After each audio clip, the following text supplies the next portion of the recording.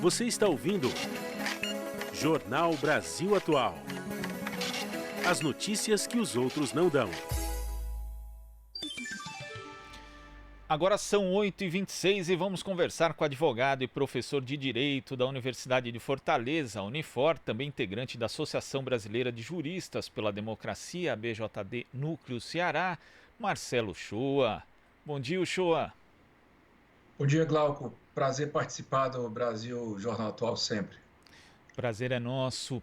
Uchoa, ontem a gente teve uma decisão do Supremo Tribunal Federal reafirmando, na prática, o poder dos governadores e prefeitos para determinar medidas restritivas durante essa pandemia do coronavírus. Uma decisão que, na prática, acaba esvaziando os poderes aí do governo Bolsonaro, e a gente sabe que o presidente da República é contra, né? É contrário às medidas de isolamento muito restritivas do ponto de vista dele. Queria que você comentasse a respeito dessa decisão e também falasse a respeito aí de mais um episódio desse conflito federativo que a gente tem no Brasil. Bom, Glauco, na verdade a decisão do STF ela não esvazia os poderes do presidente da República. Ele só esclarece o seguinte, que existem competências entre os estados das unidades federativas e a União e também os municípios, que elas são competências comuns. Então, toda autoridade tem a possibilidade de estabelecer seus regramentos, suas normalizações sobre certos assuntos. No caso, há uma opção pelas ações dos governadores, porque as ações do governador estão se dando num momento claro e aberto de pandemia, em que o enfrentamento que deve ser tomado é aquele que utiliza as recomendações da Organização Mundial da Saúde como referência. Esses enfrentamentos estão sendo tomados pelos governadores. A linha do presidente da República é uma linha oposta, é uma linha de negar a pandemia, é uma linha de provocar o fim do isolamento social, de buscar aglomeração de pessoas, e o Supremo Tribunal Federal só disse assim, entre uma medida e a outra, nós vamos pela medida que vai ser aquela que justificará o melhor para a população. Porque, veja bem, Glauco, foi criada uma narrativa no Brasil pelo presidente da República, falsa, de que você tem a economia que precisa viver, aí fica aquela discussão, é a vida ou a economia? Olha só, sem vida não há economia. A economia precisa, para sobreviver, ter a vida. Então, assim, mantém a vida e depois você restaura a economia. Você não pode apostar na abertura do comércio para prestigiar a economia se as pessoas vão morrer, porque depois a economia também morre.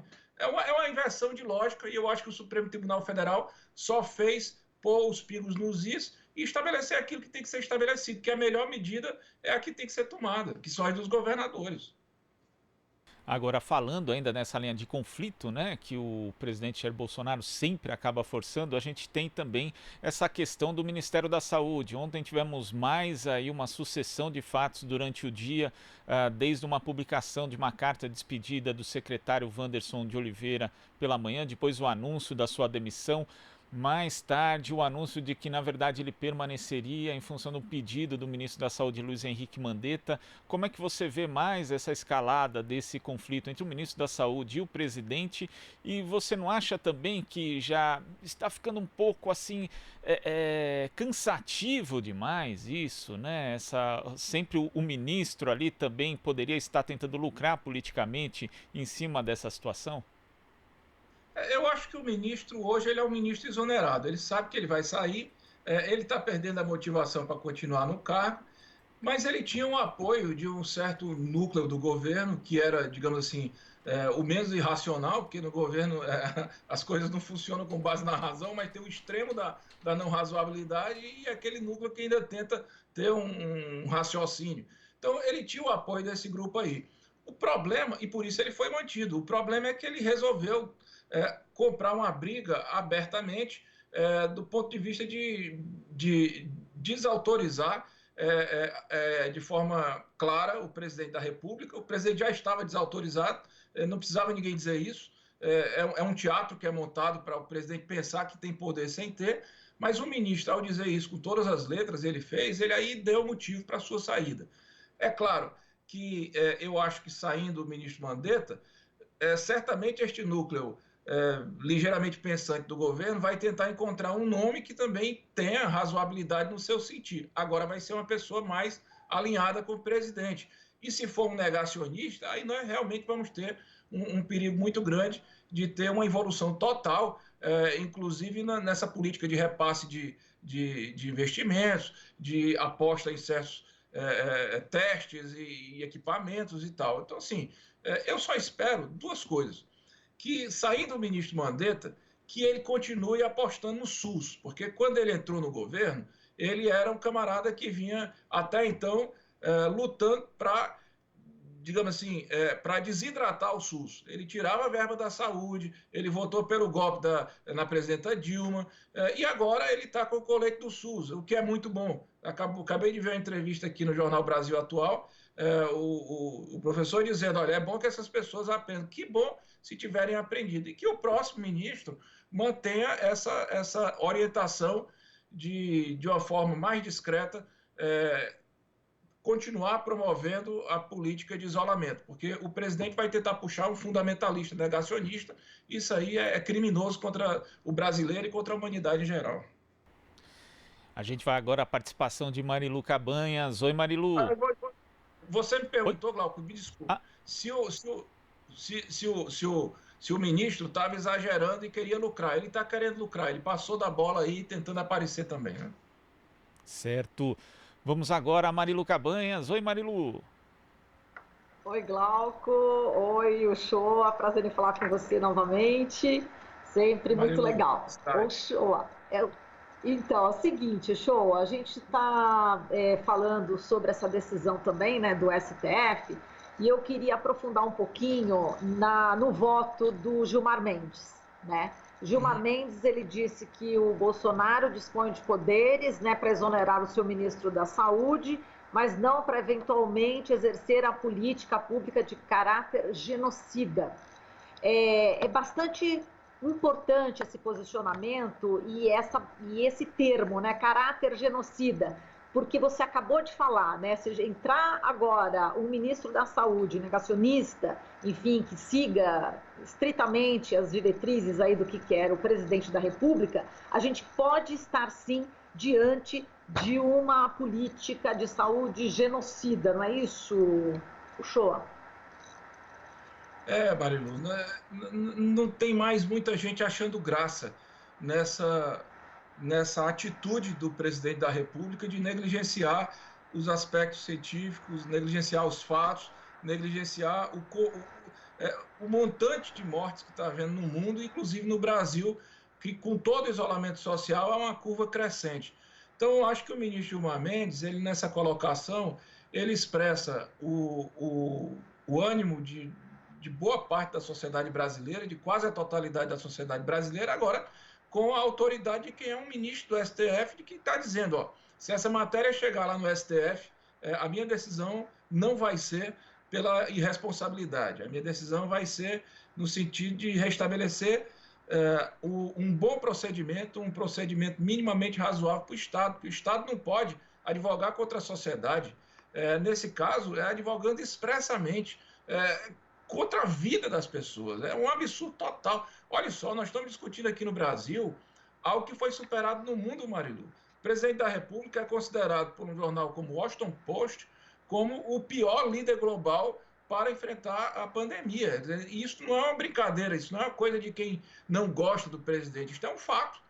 E está certo isso? É lógico que não está certo. Se o presidente quiser ele sozinho e sei lá, fazer o que ele quiser da vida dele, mas assim, das pessoas, pôr em risco as pessoas, contaminar as pessoas, divulgar falsas informações. Hoje mesmo eu vi, por exemplo, desmistificando aquele fake news de que a água tônica tem a mesma substância da cloroquina e, portanto, pode ser tudo isso. Não pode, Marilu. Isso aí é um crime, e claro que é um genocídio, porque não é só contra uma pessoa, são contra muitas. Absurdo, né? Bom, enfim, agora a postura do presidente da República, né? Você viu que o deputado Rogério Correia, do PT, né, já tinha apresentado já em 31 de março um requerimento para que o presidente da República mostrasse enfim, o resultado, né, do teste, da testagem que ele fez. e parece que está indo adiante. Agora a Câmara está dando 30 dias para o Bolsonaro apresentar os resultados dos exames para a Covid-19. Ele, como é uma pessoa pública, essa informação tem que ser de domínio público, não é isso, Shoa? Marilu, já deveria ter sido, né? Inclusive porque a OMS estabelece que todos os casos precisam ser informados para que a epidemia não evolua. Veja só que lá na Grã-Bretanha o ministro Boris Johnson assumiu que estava com a Covid. O príncipe Charles assumiu que estava com a Covid. Aqui no Brasil, por exemplo, aqui em Fortaleza, o prefeito assumiu que teve a Covid ontem. Salvo engano, o prefeito, o governador Witzel, o outro governador, acho que do Espírito Santo. Então, assim, todo mundo que tem responsabilidade assume isso do Pará. Assume porque não é uma questão... assim, se você tem a doença, você não precisa apresentar o atestado, você já está dizendo. Agora, se você não tem, você tem que provar, porque a informação tem que ser pública. Agora, veja bem, que o deputado petista foi muito inteligente, porque ele fez o requerimento e a Câmara endossou ao ministro da Secretaria da Presidência da República. E o ministro, por sua vez, ele é obrigado pelo artigo 50 da Constituição a devolver a informação, a responder a informação sob pena de crime de responsabilidade. O artigo 50 diz expressamente da Constituição que é crime de responsabilidade não responder aos questionamentos da Câmara dos Deputados. Agora, qual é o problema aí, Marilu, disso tudo? É que se o exame for apresentado e o exame for fidedigno e ficar comprovado que o presidente teve infectado pela Covid-19 no dia 15 de março ou em alguns outros episódios depois, ele pode ter incorrido na infração do artigo 131 do Código Penal, que é o perigo de contágio e moléstia grave, no artigo 132, no artigo 131 o artigo 132, que é expor a saúde e a vida de outra perigo direto e iminente, o artigo 267, que é causar epidemia mediante propagação de germes patogênicos, e o artigo 268 do Código Penal, que é infringir determinação do poder público destinada a impedir introdução ou propagação de doença contagiosa. Portanto, você vê aí a situação. Nós estamos num Brasil em que uma facada na eleição ainda hoje é contestada. Então, agora a gente está esperando que este exame apresentado seja um exame fidedigno. Eu tenho minhas dúvidas, mas vou acreditar, vamos supor que as pessoas vão ter responsabilidade com isso. De qualquer forma, foi dado 30 dias, você sabe muito bem, mesmo sendo lei como eu sou nesse assunto, que em 30 dias dá para você contrair essa doença, ficar bom, contrair de novo, passar essa doença para milhares de pessoas, infectar diretamente ou evoluir a epidemia. Vamos ver, né? Mas foi muito boa a atitude do deputado do PT e, mais importante ainda, a decisão da Câmara de endossar aquela informação e solicitar, porque tem que ser respondida, Marília. A gente não pode fazer de conta que um país pode ser administrado como se administra a própria, não digo nem a casa, né? Que você não administra uma casa de uma forma tão desorganizada. Tem que ter um comando, tem que ter um controle, tem que ter um mínimo de direcionamento possível para a gente ter estabilidade e conseguir sonhar com o futuro. Como é que a gente vai sonhar com o futuro se a gente não vê na presidência da República uma possibilidade de estabelecer um ânimo equilibrado para o porvir? Não é isso? Exato. E, bom, não sei se tem tempo ainda. Como é que está aí a questão do tempo, Glauco? Ele que está no comando aí. Pode perguntar, Marilu. Pode perguntar? Então, o show é o seguinte, ainda sobre essa decisão de ontem, né, do STF, o Gilmar Mendes classificou como curioso, né, o fato de que se um governador instituísse uma política que pusesse em risco a vida da população, ele seria passível de intervenção federal por parte da União. E agora eu pergunto para você, o inverso não pode, não? Boa pergunta, Marilu. Olha, eu vou começar a estudar isso, não sei te dizer, mas é o que eu estou falando, assim, você não precisa de intervenção. Um crime de responsabilidade, ele sujeita o presidente da República ao impeachment. O que precisa? A Câmara fazer um esforço de entender que a naturalização do crime de responsabilidade é um prejuízo para o Brasil.